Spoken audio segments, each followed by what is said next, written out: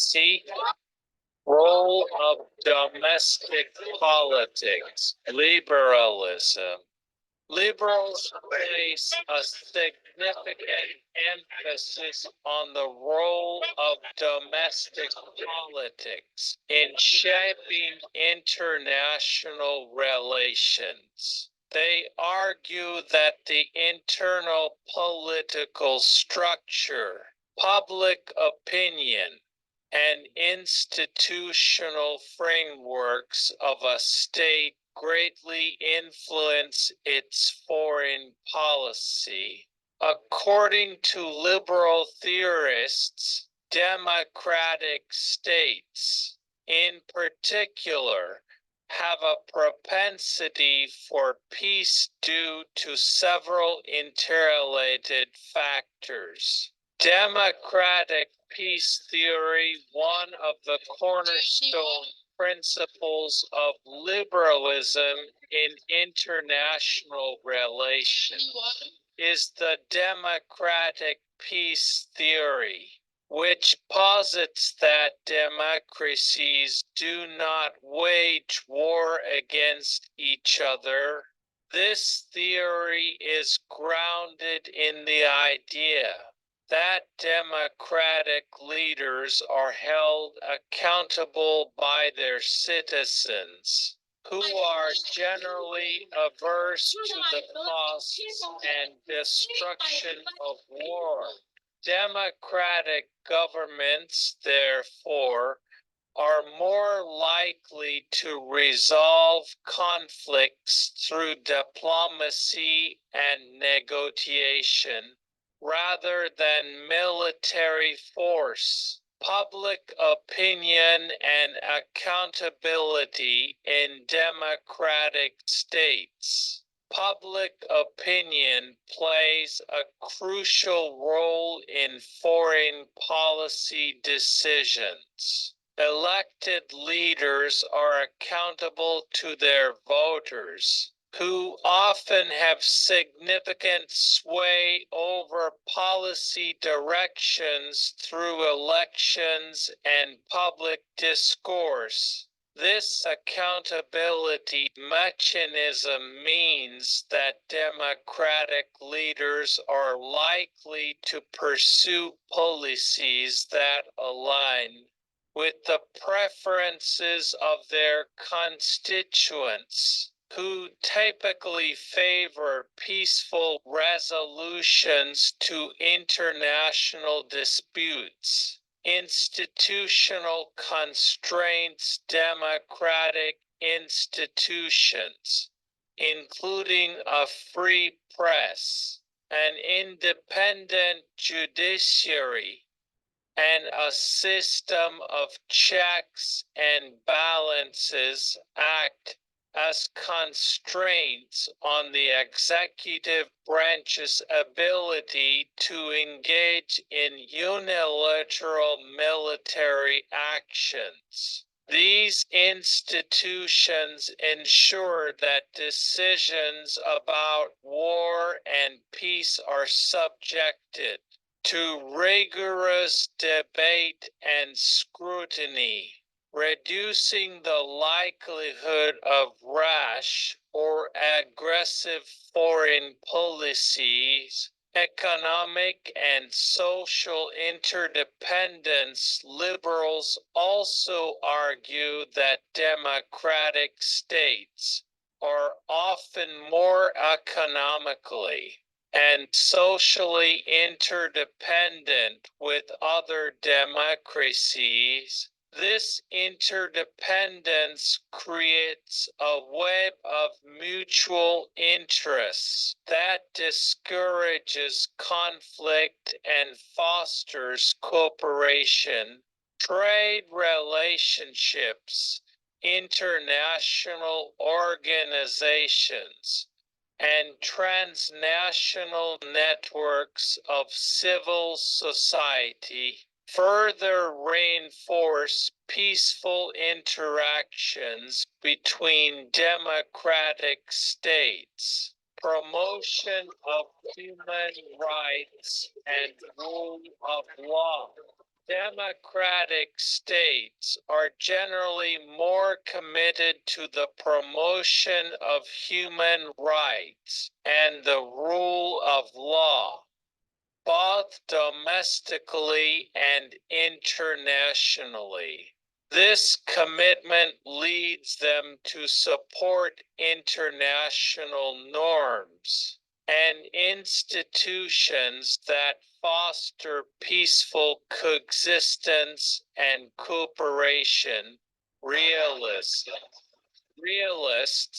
in contrast, view international politics as largely distinct from domestic politics, driven by the anarchic nature of the international system and the perpetual struggle for power and security among states. They argue that the primary determinants of a state's foreign policy are the structure of the international system and the distribution of power, rather than internal political factors.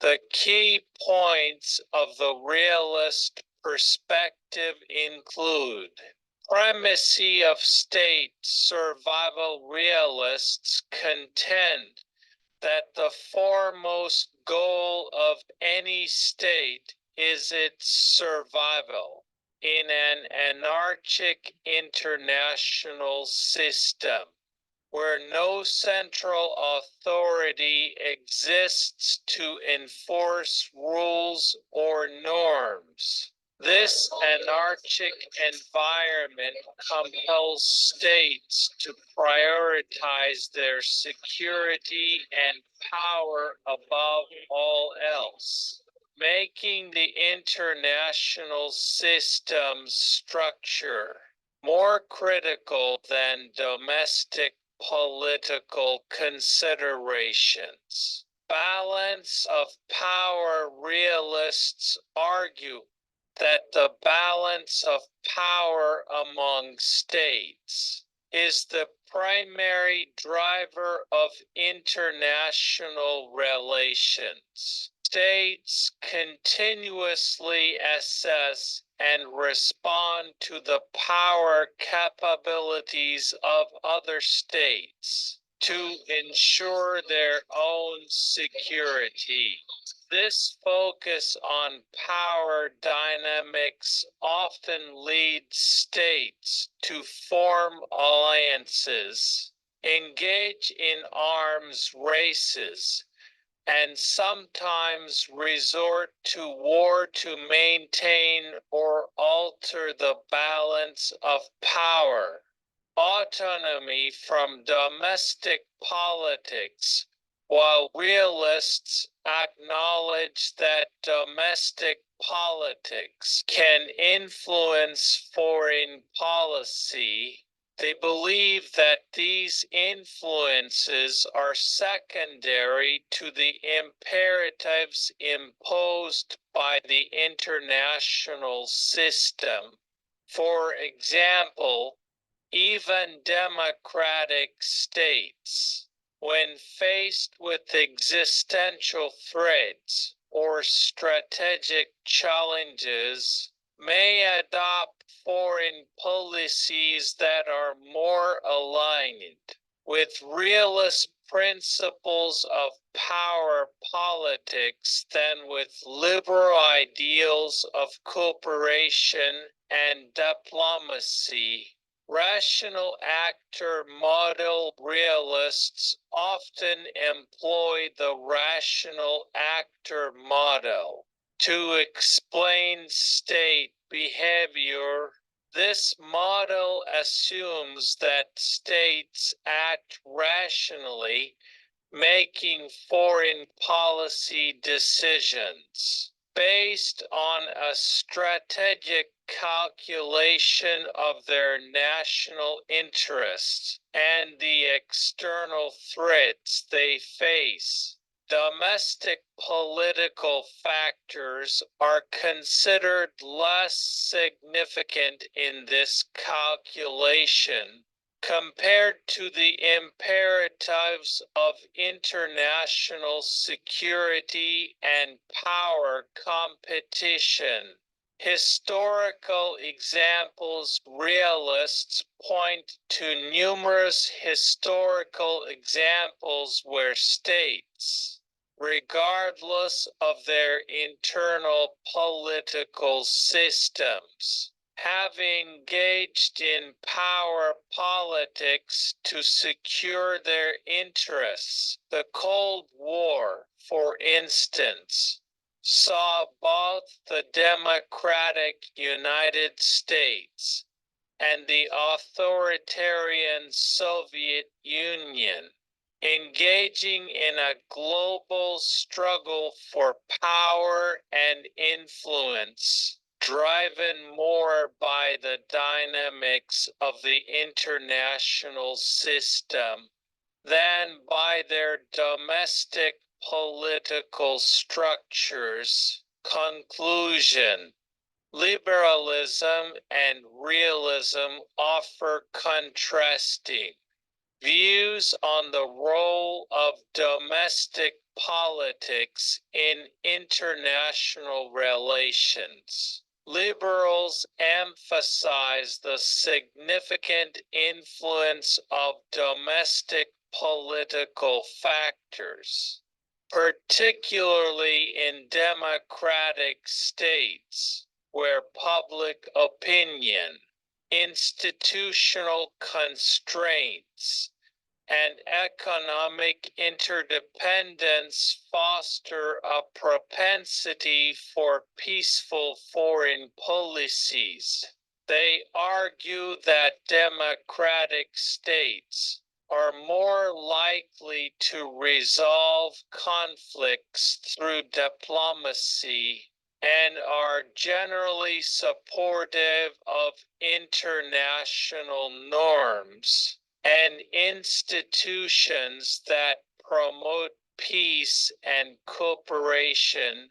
In contrast, realists view international politics as primarily shaped by the anarchic nature of the international system and the perpetual struggle for power. They argue that state survival and the balance of power are the main drivers of foreign policy, with domestic political factors playing a secondary role. Realists maintain that even democratic states, when faced with significant external threats, will prioritize power politics and security over liberal ideals. These differing perspectives underscore the broader debate between liberalism and realism in understanding the complexities of international relations and the factors that drive state behavior on the global stage. D. Causes of conflict and war. Liberalism. Liberals believe that conflicts and wars primarily arise from misunderstandings, poor communication, and inefficient institutions. They argue that human nature, when properly guided by reason and morality, can lead to peaceful coexistence and cooperation.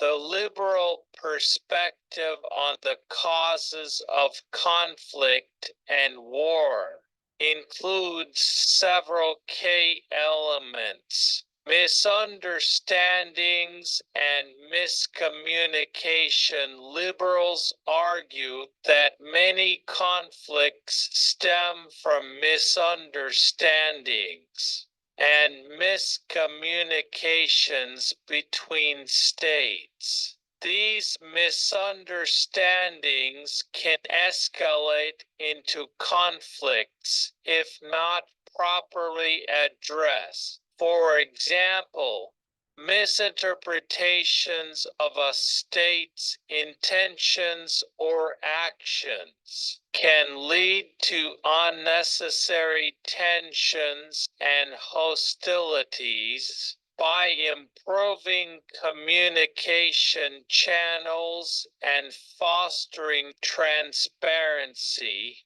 states can better understand each other's motives and reduce the likelihood of conflict. Inefficient institutions, inefficient or non-existent.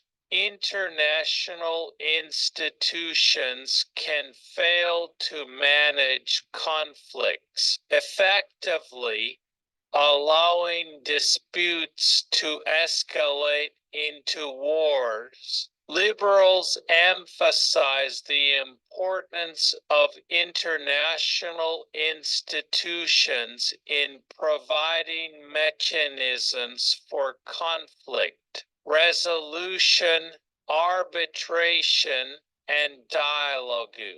Institutions like the United Nations, the World Trade Organization, and regional organizations, such as the European Union, can help mediate disputes, set rules and norms, and provide platforms for negotiation and cooperation.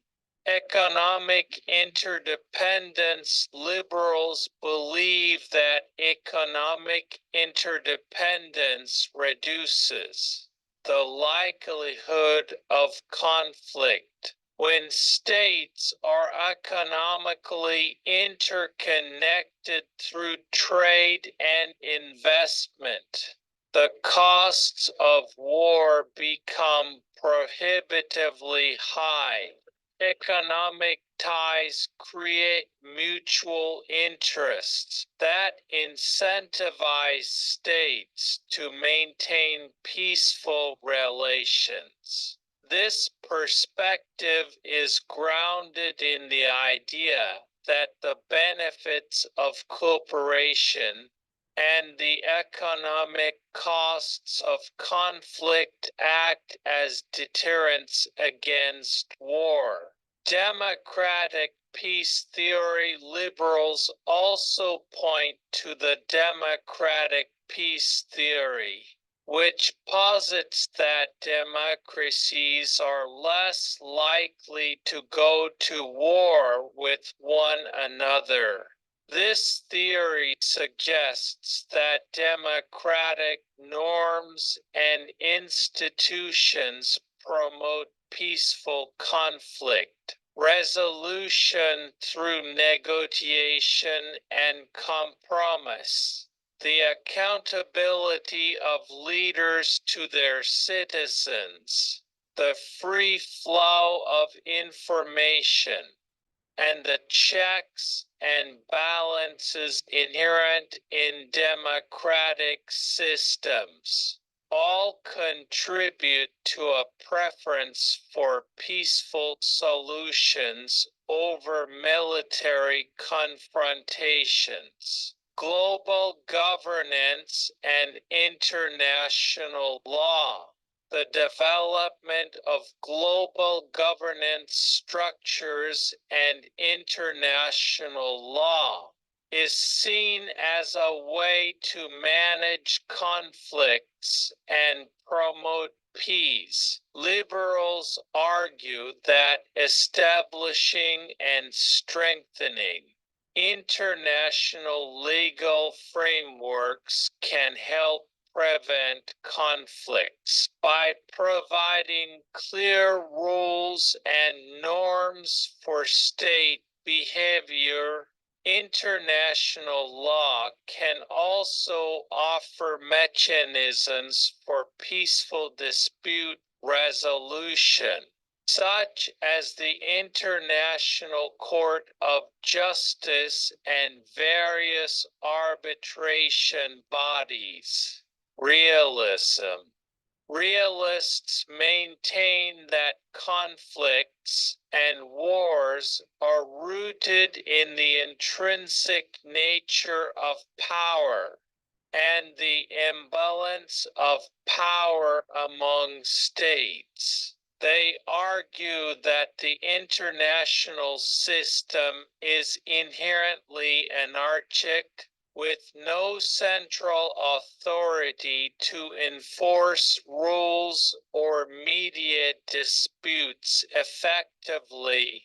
This anarchy compels states to prioritize their survival and security, leading to a constant struggle for power. The realist perspective on the causes of conflict and war includes several key elements: anarchy and security dilemma in an anarchic international system. The lack of a central authority means that states must rely on their own capabilities to ensure their security.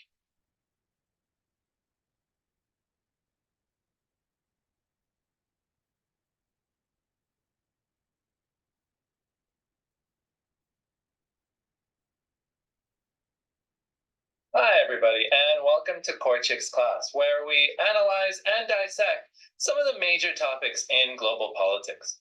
Today, we're going to be talking about global politics theory and the ideas that govern the decisions of actors. And these theories are based around people's beliefs on human nature and how you feel the states next to you might react based on the decisions that you make are going to affect the decisions that you and your state make yourselves.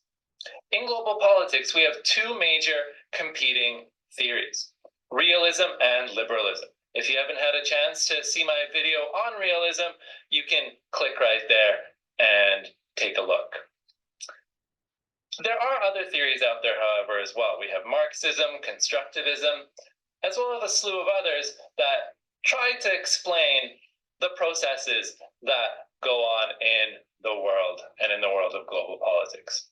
Today, we're going to be looking at the global politics theory of liberalism, which at its core is grounded in this idea of interdependence and the possibility of peaceful growth, where countries, if they come together, can peacefully, for their mutual benefit, work together, grow together.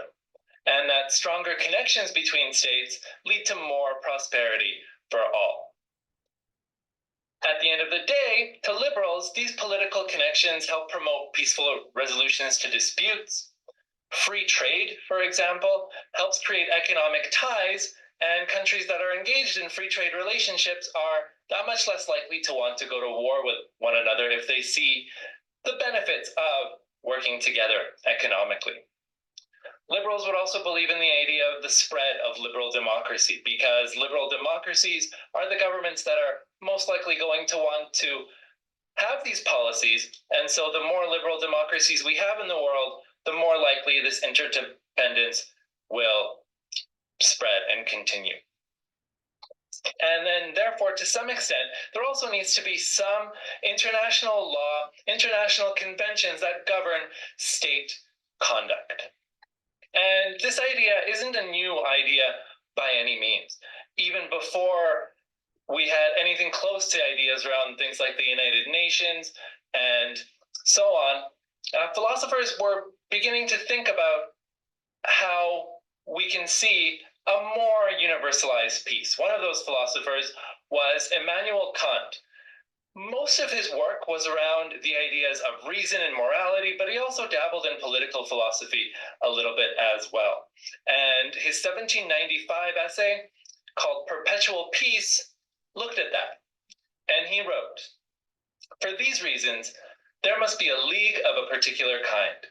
We can call this a league of peace, which would be distinguished from a treaty of peace by the fact that the latter terminates only one war, while the former seeks to make an end of all wars forever. For fortune directs that a powerful and enlightened people can make itself a republic, which by its nature must be inclined to perpetual peace. This gives a fulcrum to the federation with other states, so that they may adhere to it, and thus secure freedom under the idea of the law of nations. By more and more such associations, the federation may be gradually extended."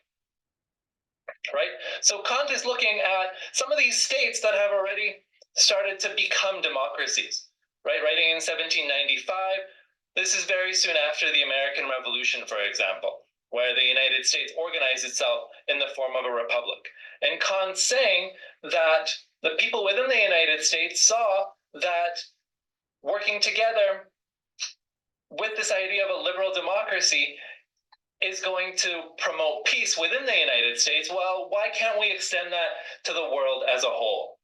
Why can't states around the world see that coming into this sort of agreement under a common law, if it works for one state, why can't it work for a global community and a global system as well?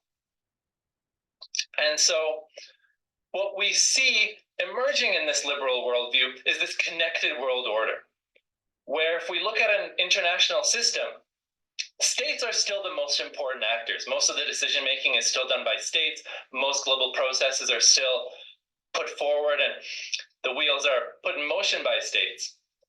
But by working with non-state actors like NGOs, like transnational companies, and with the cooperation that's fostered through intergovernmental organizations, we can see mutual growth around the world, where it's not this zero-sum idea that one state's gain is another state's loss, but through this cooperation, through this interdependence, everybody can grow together. Liberals would also believe in the importance of liberal institutions in order to establish a set of rules that states should follow. So it's organizations like the United Nations, the World Bank, the World Trade Organization, that help foster this community of states that is going to enable this liberal peace to occur. One political scientist who believed in this idea of a liberal world order was Francis Fukuyama, who wrote at the end of the Cold War an article that he eventually developed into a book called The End of History. And in it, he wrote that what we may be witnessing is not just the end of the Cold War or the passing of a particular period of post-war, but the end of history as such. That is, the end point of mankind's ideological evolution and the universalization of Western liberal democracy as the final form of human government. Right? So Fukuyama believed that liberal democracy was pretty clearly winning out as the dominant ideology in global politics. And that liberal democracies, with their economic ties, with their belief in diplomacy and resolving disputes peacefully, would end up spreading throughout the world, and we would have this idea of perpetual peace as envisioned by Immanuel Kant centuries ago. At the end of the day, maybe we're not quite there yet, right? Some of the major actors, major state actors in global politics today aren't quite liberal democracies the way liberal democracies are supposed to function, right? Countries like China are one of the most powerful actors in the global system right now, and they are not a liberal democracy. The rise of nationalism in our world today continues to challenge interdependence as well. But liberals would argue that that process is still continuing, and we're seeing democratization all over the world that's still continuing, and still that possibility of a global liberal order leading to this perpetual peace being possible. Thank you for watching, and we'll see you again next time.